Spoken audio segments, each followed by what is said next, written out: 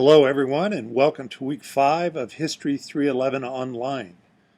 This week we are learning about America on the edge of the 20th century, and our theme is Freedom's Boundaries at Home and Abroad, 1890 to 1900.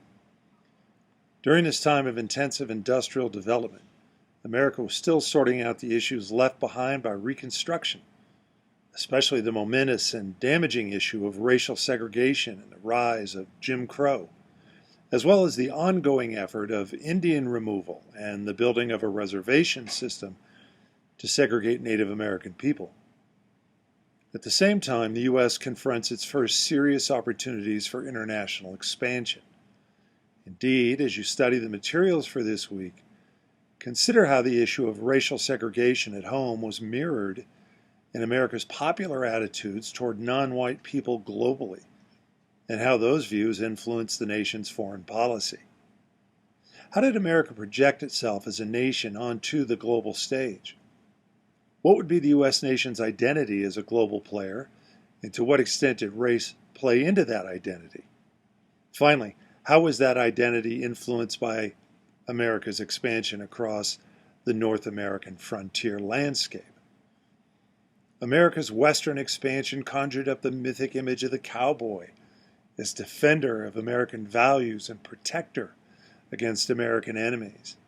And that mythic image was often projected into America's foreign affairs as well. In looking at America's foreign policy during the time of the Spanish-American War, we are taking a view through the lens of politics and popular culture.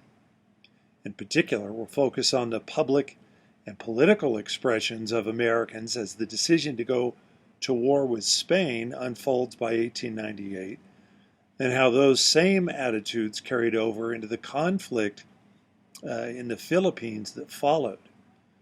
In particular, we'll look for evidence of that frontier cowboy mentality as a frame for America's foreign policy. As always, the job of grading your work is an ongoing enterprise, but you'll now have my feedback from the first discussion post assignment to help guide you.